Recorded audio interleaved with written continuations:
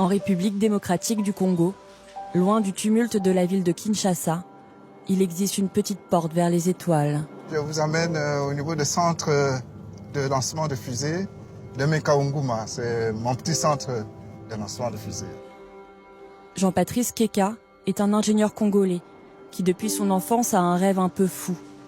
Construire et faire décoller des fusées depuis sa RDC natale.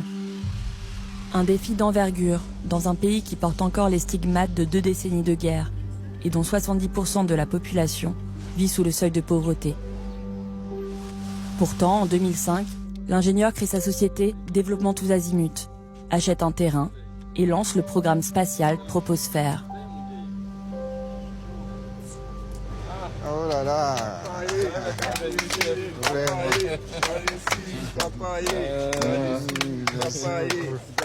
C'est peu de vacances. On a bien au cas. Ouais, c'est ça qui m'a laillé. Moulaï vacances. Soyez les bienvenus. Merci beaucoup. Madame.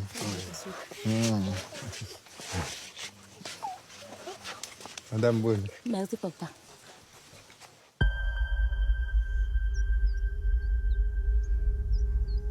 J'ai investi pour acheter 123 hectares de terrain et c'est uniquement dédié pour le lancement de fusées. Avec le peu de moyens pour le premier lancement de fusée, le centre de contrôle a été fait. Vous allez voir tous les équipements. Ça devient un peu équipement antique, mais ça nous a aidés. On a lancé Troposphère 1, 2, 3, 4, 5. C'est avec ces équipements. Et vous avez la mise à feu de fusée, c'est là.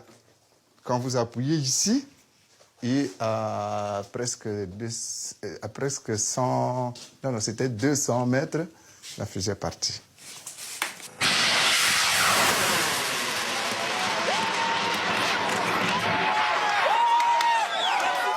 Ça, c'est le vaisseau spatial Pongo, c'est Pongo 1. Ce qu'on avait commencé avant. Vous voyez la boîte d'ovomaltine.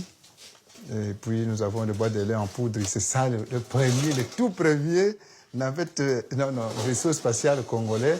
Pourquoi pas africain? Parce que ça n'a pas encore existé. Il y a vraiment un film parti qu'on peut acheter s'il y a moyen qu'on en achète. Sinon, on récupère dans des radios, dans des téléviseurs. Et puis les gens qui vendent leurs histoires qu'ils n'utilisent plus. C'est comme ça qu'on est parti. On est parti vraiment du néant.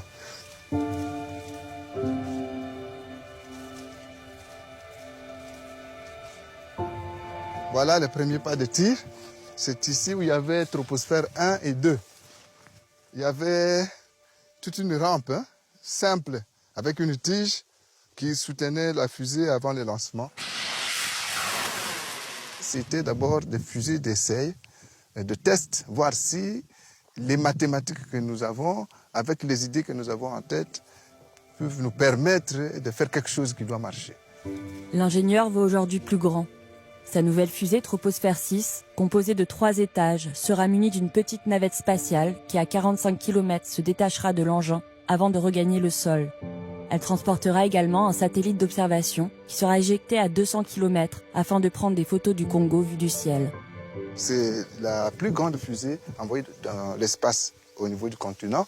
C'est la première fusée qui doit dépasser l'atmosphère au niveau du continent.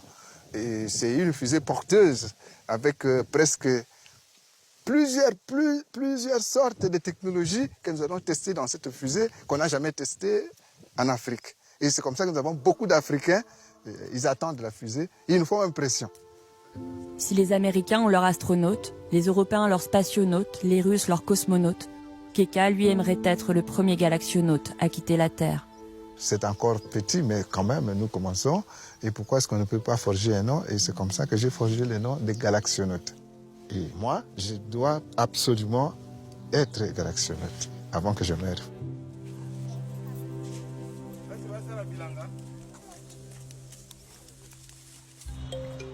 En République démocratique du Congo, il est plus difficile qu'ailleurs de rêver de la conquête spatiale.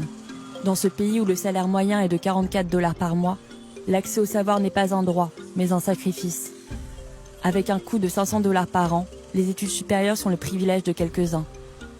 Nestor Kibuka a quitté le Bas-Kivu une région à l'est du pays, pour poursuivre ses études et collaborer avec l'ingénieur Keka sur sa fusée.